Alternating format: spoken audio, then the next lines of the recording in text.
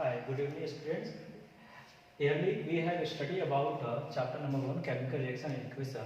We have understood what is chemical reaction and the statistics of chemical reaction. Also, we know about that there are 5 statistics of the chemical reaction. Okay? Now we are going to talking about chemical equation. अभी हम लोग chemical equation के बारे में जानने की कोशिश करेंगे. Equation क्या होता है? Something represent the method of representing something that is known as equation. When we represent a chemical reaction, that is known as chemical equation. ठीक है, तो यहाँ पर हम कर सकते हैं इक्वेशन का एक तरीका, किसी चीज को बताने का तरीका, उसी को हम क्या कहते हैं इक्वेशन करते हैं. जब केमिकल रिएक्शन को बताते हैं तो उसे हम क्या कहते हैं केमिकल इक्वेशन करते हैं. केमिकल इक्वेशन को बताने के लिए हमारे पास दो तरीके होते हैं. एक तरीका है in the terms of word और दूसरा तरीका in the terms of symbol and the formula. ठीक है, अगर हम वर्ड में हम इसे बताना चाहिए कोई केमिकल रिएक्शन तो हम ये चीज कर सकते हैं कि जिंक जब रिएक्ट करता है सल्फ्यूरिक एसिड के साथ, जिंक सल्फेट और हाइड्रोजन गैस, देख सकते हैं यहाँ पे हमने इसको जो है वर्ड में लिखने की कोशिश किया. ठीक है, लेकिन जब इसे सिंबल और फॉर्मूला के माध्यम से रिप्रेजेंट करेंगे तो कैसे करेंगे. यहाँ जिंक का हमने सिंबल लिखा, सल्फ्यूरिक एसिड का फॉर्मूला लिखा गया, और जब ये दोनों रिएक्शन करते हैं जिंक सल्फेट बनता है, देखो जिंक सल्फेट का यहाँ पर फॉर्मूला, और यहाँ पर हाइड्रोजन गैस बनता है, हाइड्रोजन गैस का यहाँ पर हमने सिंबल डाल दिया. तो इस तरीके से हम केमिकल इक्वेशन को in the terms of symbol formula पर रिप्रेजेंट करते हैं. हम इसे वर्ड में नहीं जाते रिप्रेजेंट करते. कारण क्या है, क्योंकि वर्ड में रिप्रेजेंट करने में बहुत सारे स्पेस की जरूरत पड़ती है, दूसरा उसको लिखने में समय का बहुत वेस्टिंग होता है. लेकिन अगर हम उसे जो सिंबल और फॉर्मूला में लिखने की कोशिश करें तो बहुत ही आसानी से, बहुत ही छोटे से जगह में हम उसे रिप्रेजेंट कर सकते हैं. तो इसी कारण से हम लोग जो रिएक्शन है उनको सिंबल और फॉर्मूला में रिप्रेजेंट करने की कोशिश करते हैं. यहाँ पर हम डिफिनेशन लेंगे केमिकल इक्वेशन का. डिफिनेशन क्या है, the short hand method of representing, एक छोटा सा तरीका जिस तरीके हम केमिकल इक्वेशन को रिप्रेजेंट यानी प्रस्तुत करते हैं किसके टर्म्स में, सिंबल और फॉर्मूला के टर्म्स में. ठीक है, जिसमें हम लोग अलग अलग रिएक्टेंट और प्रोडक्ट जो भी आपके एलिमेंट और कंपाउंड मौजूद है उनके हम सिंबल फॉर्मूला के रूप में जब शॉर्ट हैंड तरीके से हम रिप्रेजेंट करते हैं केमिकल इक्वेशन को, रिएक्शन को, तो उसमें क्या करते हैं केमिकल इक्वेशन करते हैं. एक बार फिर से समझेंगे, केमिकल इक्वेशन एक छोटा सा तरीका है जिस तरीके में रिएक्टर और प्रोडक्ट में मौजूद जितने भी अलग अलग प्रकार के आपके एलिमेंट और कंपाउंड है उनको हम रिप्रेजेंट करते हैं किसके रूप में, सिंबल और फॉर्मूला के रूप में. उसी छोटे से तरीके को हम बेटा क्या करते हैं, केमिकल इक्वेशन करते हैं. केमिकल इक्वेशन हमारे पास दो प्रकार की होती है. एक होता है बैलेंस, जिसे आप नाम से मालूम चले, बैलेंस का मतलब क्या, संतुलित. और एक होता है अनबैलेंस्ड केमिकल इक्वेशन जिसे हम स्केलेटन केमिकल इक्वेशन के नाम से भी जानते हैं. ध्यान रखिएगा, कभी कभी आप एग्जामिनेशन में स्केलेटन केमिकल इक्वेशन डिफाइन करने के लिए बोलता है तो वहां कंफ्यूज नहीं होना है. स्केलेटन केमिकल इक्वेशन का मतलब ही होता है बेटा अनबैलेंस्ड केमिकल इक्वेशन. चलो एक एक करके डिफिनेशन करते हैं, उसके बाद जानकारी करते हैं. Balance chemical equation, such an equation in which the number of atoms of each element, such an equation, एक आपका इक्वेशन जिस इक्वेशन में आपके नंबर ऑफ एटम्स ऑफ जो आपके प्रत्येक एलिमेंट के हैं जो दोनों साइड में प्रेजेंट हैं, किस साइड में, आपके रिएक्टेंट में भी और प्रोडक्ट में भी, उन दोनों साइड में प्रेजेंट जितने भी एलिमेंट हैं उनकी संख्या जो है बेटा दोनों तरफ बराबर होगा तो उसे क्या कहेंगे, बैलेंस केमिकल इक्वेशन कहेंगे. जैसे एक एग्जांपल हमने लिया Zn plus H2SO4 ZnSO4 plus H2. अगर हम इसे रिप्रेजेंट करें तो हम सबसे पहले यहाँ पे एटम लिखेंगे. यहाँ कौन कौन से एटम मौजूद है, यहाँ पर आपके रिएक्टेंट प्रोडक्ट में, तो यहाँ जिंक प्रेजेंट है, हाइड्रोजन प्रेजेंट है, सल्फर प्रेजेंट है, ऑक्सीजन प्रेजेंट है, हमने लिख दिया. फिर इसका देखेंगे कि यहाँ पर रिएक्टेंट, इसे हम लोग क्या कहते हैं, रिएक्टेंट. ठीक है, रिएक्टेंट में हम लोग के एटम्स की संख्या कितनी है, तो Zn की संख्या 1 है, हाइड्रोजन की संख्या 2 है, सल्फर की संख्या 1 है, ऑक्सीजन की संख्या 1 है.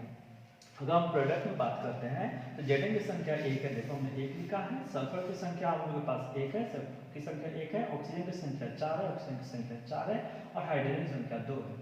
तो इस प्रकार से हम देख रहे हैं कि दोनों तरफ रिएक्टेंट में जितने भी एटम प्रेजेंट है और प्रोडक्ट में जितने भी एटम प्रेजेंट है दोनों साइड में number of atoms must be equal, they are equal, और यहाँ पे इक्वल भी है. इस प्रकार से इस केमिकल इक्वेशन को ZnH2SO4 ZnSO4 प्लस H2 को हम लोग क्या कहेंगे, बैलेंस केमिकल इक्वेशन कहेंगे. अनबैलेंस्ड जस्ट इसका अपोजिट होगा, जैसे कि बैलेंस्ड है, अनबैलेंस्ड है, सिंपल सी बात है कि इसका अपोजिट होगा. यानी कहने का अर्थ ये है कि एक ऐसा केमिकल इक्वेशन जिसमें जो number of atom of each element, अलग अलग एलिमेंट के जो एटमों की संख्या है इक्वेशन के दोनों साइडों में इक्वल नहीं है तो उसको क्या कहेंगे, अनबैलेंस्ड और स्केलेटन केमिकल इक्वेशन कहेंगे. जैसे कि एग्जांपल के तौर पे जब हाइड्रोजन रिएक्शन करता है ऑक्सीजन से क्या बनता है, वाटर बनता है. यहाँ पर देख सकते हैं हमने यहाँ पर जो एटम्स लिख दिया। फिर इसका रिएक्टेंट को देखते हैं तो हाइड्रोजन संख्या 2 है, ऑक्सीजन की संख्या 2 है। अगर हम प्रोडक्ट में देखते हैं तो हाइड्रोजन संख्या 2 है और ऑक्सीजन की संख्या 1 है। तो इस प्रकार से इस केमिकल इक्वेशन से मालूम चलता है कि एटम की संख्या जो है रिएक्टेंट और प्रोडक्ट में इक्वल नहीं है। तो इस प्रकार से इस केमिकल इक्वेशन को क्या कहेंगे, अनबैलेंस्ड केमिकल इक्वेशन कहेंगे। ठीक है, तब यहाँ पर आता है कि अगर अनबैलेंस्ड है तो ये तो law of conservation of mass को जो है वो अप्लाई कर रहा है। ठीक है, उसको जो है अनलाई कर रहा है, तो इसके कारण से उसको बैलेंस करने की आवश्यकता पड़ती है। तो बैलेंसिंग ऑफ केमिकल इक्वेशन क्या होता है, बैलेंसिंग ऑफ केमिकल इक्वेशन का मतलब हुआ, इसका अर्थ हुआ कि number of atom of the each element be equal on the both side of the equation. It is necessary due to the law of conservation of mass. According to law of conservation of mass, total mass of the reactant or product be equal. That is, mass neither be created nor be destroyed. Balancing of chemical equation का मतलब क्या हुआ, इसका अर्थ यह हुआ बेटा कि atom of प्रत्येक एलिमेंट की जो आपके एटम की संख्या है वो दोनों साइड के इक्वेशन में क्या है, बराबर है। और ये जरूरी भी है, किसके कारण जरूरी है, तो law of conservation of mass के अनुसार। क्योंकि law of conservation of mass कहता है कि मास जो रिएक्टेंट का होगा उतना ही मास इसका होगा, प्रोडक्ट का होगा। इसका अर्थ ये हुआ कि मास ना ही कभी हम डिस्ट्रॉय करेंगे ना ही कभी हम क्रिएट करेंगे। Thank you. We have know that it is necessary to balance the unbalanced chemical equation. ठीक है, we have know that it is necessary to balance the unbalanced chemical equation. Why you know that? Due to the law of conservation of mass. ठीक है, अब here we know about the method of balancing the unbalanced chemical equation. First of all, listing the number of atoms of different atom. यहाँ पर जितने भी atoms present है उनको हम listing करेंगे। लेकिन first of all we put the bracket in of the each symbol and formula. उसके पहले बेटा हम सबसे पहले इन सभी एटम्स के जो भी आपके सिंबल्स हैं और जो भी आपके कंपाउंड का फॉर्मूला है उनको हम ब्रैकेट में डालेंगे, क्योंकि हम इनकी संख्या को चेंज नहीं करेंगे, इनके मॉलिक्यूल्स की संख्या चेंज करें। Formula not be change here, formula not be change but the number of atom molecular formula will be change. ठीक है, तो सबसे पहले बेटा हमको ब्रैकेट में करते हैं। नेक्स्ट हम यहाँ पर लिखेंगे बेटा एटम्स। ठीक है, फिर इसका लिखेंगे यहाँ पर जो है रिएक्टेंट। नेक्स्ट हम यहाँ पर लिखेंगे प्रोडक्ट। ठीक है, फिर इसका हम देखेंगे कौन कौन सा है जिसमें एलिमेंट प्रेजेंट है, Fe, O एंड H। बड़े ध्यान से समझिएगा, इसमें कुछ आपके इंपॉर्टेंट केमिकल इक्वेशन भी होंगे जिनको हम समझाएंगे। सबसे पहले देखते हैं रिएक्टेंट में Fe की संख्या कितनी होगी, 1। हमने यहाँ पर 1 नोट कर दिया।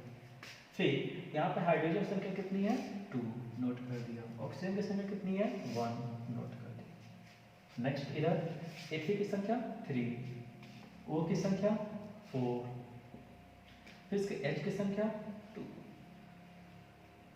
ठीक है, अब इसमें हमको बैलेंसिंग करना है। तो बैलेंसिंग करने के लिए हम लोग सबसे पहले हम यहाँ पर ध्यान देंगे कि हमारे पास इधर जो है सबसे यहाँ पर जो है Fe की वैल्यू कितनी है, 1 है, और इधर वैल्यू कितनी है, 3। यहाँ पर हम टेक आउट करेंगे एलसीएम मेथड को। आप सभी जानते हैं एलसीएम मेथड को कि हम लोग यहाँ पर 1 और 3 का एलसीएम निकालेंगे। 1 और 3 का एलसीएम कितना होता है बेटा, 3 होता है। देयरफॉर हम यहाँ 1 में अगर 3 मल्टीप्लाई कर देंगे तो इधर भी हम लोग की Fe की संख्या 3 और यहाँ प्रोडक्ट में भी Fe की संख्या 3। इसका अर्थ ये हुआ कि हम Fe में 3 मल्टीप्लाई करते हैं, यहाँ 3 लेते हैं। ठीक है, नेक्स्ट अब ऑक्सीजन की बात करते हैं। यहाँ पर ऑक्सीजन कितनी संख्या में है, 1 की संख्या में। यहाँ ऑक्सीजन कितनी संख्या में है, 4 की संख्या में। ध्यान देने वाली बात है कि यहाँ पर जो है अगर हम कुछ भी चेंजिंग करते हैं ऑक्सीजन में, therefore it must be changing in the oxygen because oxygen and hydrogen with together, दोनों एक साथ है, इसी कारण से चेंजिंग आएगा। तो हम यहाँ ऑक्सीजन में कितना मल्टीप्लाई करते हैं, 4 मल्टीप्लाई करते हैं। ठीक है, जैसे ऑक्सीजन हम 4 मल्टीप्लाई करते हैं ऑटोमेटिक इसमें जो है यहाँ हम 4 मल्टीप्लाई करें, देखो यहाँ पर हाइड्रोजन इसके साथ जुड़ा है, तो जुड़ा है, तो इसके कारण से ऑटोमेटिकली इस हाइड्रोजन में भी कितना मल्टीप्लाई हो जाएगा, 4 मल्टीप्लाई। अब हम देख रहे हैं कि Fe की संख्या 3 है, प्रोडक्ट में भी रिएक्टेंट में भी। ऑक्सीजन की संख्या 4 है, रिएक्टेंट में भी और प्रोडक्ट में भी। लेकिन एटम की संख्या, हाइड्रोजन के एटम की संख्या जो रिएक्टेंट में 8 हो जा रही है और प्रोडक्ट में कितनी हो रही है, 2। इसका अर्थ ये हुआ कि हमको जो है यहाँ पर कितने एलिमेंट एटम हो गया, 8। 2 और 8 का एल्सियम कितना होगा, 8 होगा। इसका अर्थ ये हुआ कि इसमें कितना मल्टीप्लाई करना है, 4। ठीक है, और प्रोडक्ट में देखते हैं इस हाइड्रोजन के साथ कुछ भी हम लोग कोई भी एटम अदर एटम नहीं जुड़ा, जिसके कारण 4 आपको कहीं और मल्टीप्लाई करने की जरूरत नहीं होगी। तो इस प्रकार से अगर अब आप चेक करो तो आप ये चीज पाओगे कि एटम की संख्या क्या हो चुकी है, बैलेंस्ड हो चुकी है। ठीक है, Fe की संख्या रिएक्टेंट में 3 है, प्रोडक्ट में 3 है। ऑक्सीजन की संख्या रिएक्टेंट में 4 है, प्रोडक्ट में 4 है। हाइड्रोजन की संख्या रिएक्टेंट में 8 है, प्रोडक्ट में भी 8 है ना। यहाँ पर इक्वल, चलो यहाँ भी चेक कर लेते हैं। यहाँ पर देखो Fe की संख्या 3, Fe की संख्या 3, हाइड्रोजन की संख्या 4 2 8, 4 2 जा 8, ऑक्सीजन की संख्या 4 1 जा 4 और यहाँ ऑक्सीजन की संख्या 4। इस प्रकार से हम लोग का बैलेंस्ड केमिकल इक्वेशन जो बना वो 3Fe plus 4H2O arrow Fe3O4 अब प्लस 4H2, ये हो गया इसका balanced chemical equation. Clear. Next एक और एग्जांपल लेते हैं। सबसे पहले हम यहाँ पे लिखेंगे कौन कौन से एटम मौजूद है, तो यहाँ पे कार्बन, हाइड्रोजन, फिर उसके बाद ऑक्सीजन। ये एक आपका इम्पोर्टेंट है क्योंकि इसमें आप ऑक्सीजन देख लो कि ऑक्सीजन यहाँ भी प्रेजेंट है, ऑक्सीजन यहाँ भी है, तो लोग आज इसमें कंफ्यूज कर जाते हैं। अब इस कंफ्यूजन को आपको दूर करेंगे और इसको सिखाएंगे कैसे हम इसको बैलेंस करते हैं।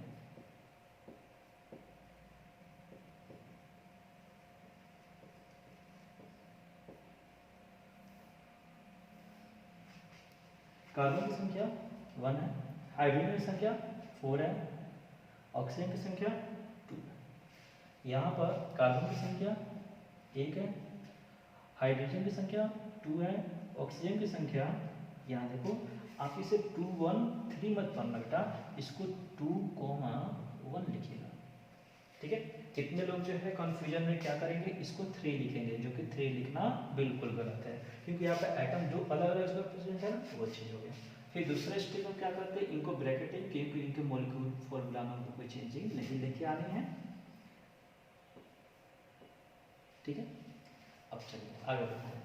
यहाँ देखते हैं कार्बन यहाँ पर रिएक्टेंट में भी एक है, प्रोडक्ट में भी एक है, so it must be balanced. But hydrogen here 4 and here 2, इसका अर्थ ये होगा कि इसमें हमको 2 और 4 कैल्शियम लेना होगा। 2 और 4 कैल्शियम कितना होता है बाबू, 4 होता है।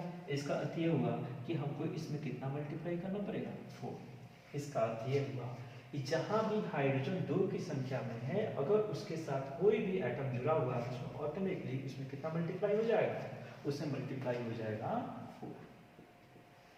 इसका अर्थ ये ना होगा, यहाँ पे हाइड्रोजन देख रहे हो ना, हाइड्रोजन की संख्या कितनी है, 2 है, इसमें हम कितना मल्टीप्लाई कर रहे हैं, 4 मल्टीप्लाई कर रहे हैं। इसका अर्थ ये होगा कि इस ऑक्सीजन जिसकी संख्या कितनी है, कुछ नहीं दिखाई दे रहा है, तो 1 है, तो इसमें भी कितना मल्टीप्लाई हो गया, 4। इसका अर्थ ये हुआ total atom of oxygen is the 6, but here the oxygen atom 2। 2 और 6 का एलसीएम कितना होता है बेटा, 6 होता। तो इस प्रकार से हमको इसमें कितना मल्टीप्लाई करना होगा, 3। तो अब देखेंगे यहाँ जो ऑक्सीजन रिएक्टेंट प्रेजेंट है जहाँ पर उसकी संख्या 2 है, क्या उसके साथ अदर कोई एटम मौजूद है, नहीं, उसके साथ अदर कोई भी एटम मौजूद नहीं है, इसलिए हम सिंपली यहाँ पर 3 मल्टीप्लाई करेंगे। इस प्रकार से हमको बैलेंस्ड केमिकल इक्वेशन बना।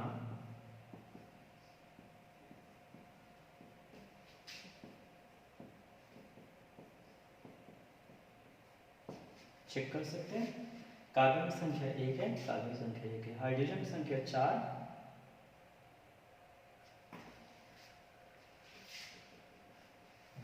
अभी बैलेंस नहीं हुआ क्योंकि बैलेंस नहीं होने का कारण क्या है, क्योंकि यहाँ पे हाइड्रोजन हम लोग के पास 8 है और यहाँ पे हम लोग हाइड्रोजन कितने हैं, 4 है। इसका अर्थ ये है कि इसमें भी हमको क्या मल्टीप्लाई करना होगा बाबू, 2 मल्टीप्लाई करना होगा। अब देखो रिएक्टेंट में जब हम 2 मल्टीप्लाई करते हैं तो इस रिएक्टेंट में बजट है आपके किसके साथ, कार्बन के साथ, यानी कार्बन में भी क्या हो जाएगा, ऑटोमेटिकली इसमें 2 मल्टीप्लाई हो जाएगा। ठीक है, तो इस प्रकार से अभी ये बैलेंस नहीं हुआ है।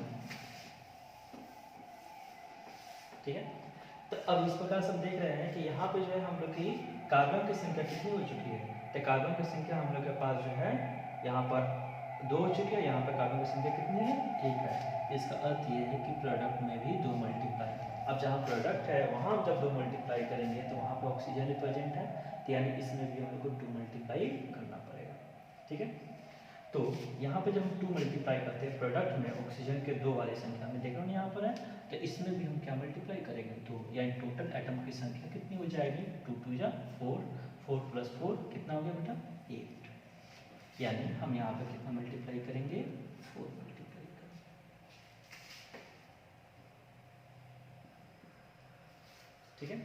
इस प्रकार से इसका हम लोग का बैलेंस्ड केमिकल इक्वेशन बना।